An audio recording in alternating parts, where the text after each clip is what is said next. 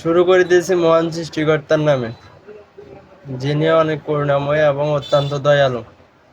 তো এতদিন ধরে এত চেষ্টা করলাম ভিডিওতে না আসার, আর পারলাম না। এই বন্যার কারণে আমাকে ভিডিওতে আসতেই হলো। আমি যখনই চাই যে ভিডিওতে আসবো না, তখনই বন্যা এসে হাজির হয়। হতাশ, আমি খুবই হতাশ। এই দেশের বন্যা পরিস্থিতিতে আমার ভিডিওতে আসতেই হলো।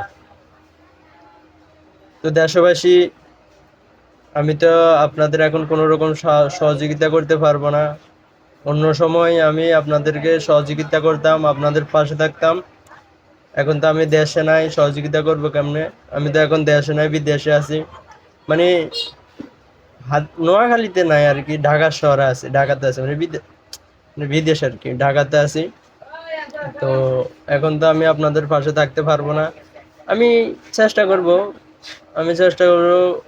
বন্যা শেষ হয়ে যাওয়ার সাথে সাথে খুব তাড়াতাড়ি নোয়াখালীতে যাওয়ার চেষ্টা করব, দেশে যাওয়ার চেষ্টা করব। আমি দোয়া করি যাতে বন্যা খুব তাড়াতাড়ি শেষ হয়ে যায় এবং আমি দেশে যাইতে পারি বন্যার পরে আর কি। তো যাই হোক, এখন তো বন্যা চলতেছে, দেশে বন্যা চলতেছে, নোয়াখালীতে বন্যা চলতেছে।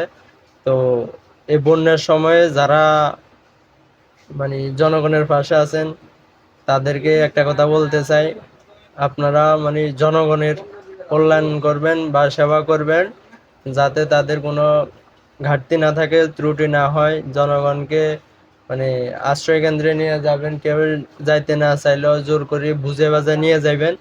আর শুকনো খাওয়ার দাওয়ার এগুলো দিবেন আর কি। আমার দেশের মানুষগুলো লাগে খুব খারাপ লাগতেছে।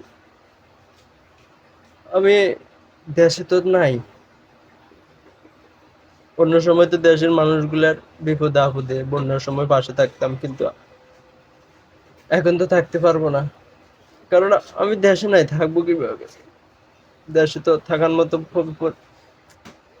আমি চেষ্টা করব যাতে খুব তাড়াতাড়ি বন্যার পরে দেশে চলে যেতে পারি, নোয়াখালী চলে যেতে পারি। খুব কষ্ট আছে। টিস্যু দে তো। হ্যাঁ বেটা, এটা কি দিলি? তোর টিস্যু দিবার কইলাম, তুই এটা কি ন্যাকড়া দিলি বেটা? এটা বাটফারি করে শুধু ইয়া পথ পাস না বেটা। তোরও কইলাম যে আমরা টিস্যু দিই, চোখের পানি, দেশের মানুষের লাগে চোখের পানি হইতেছে, তোর কইলাম যে টিস্যু দে, তুই কি ন্যাকড়া একটা ধরা দিলি বেটা?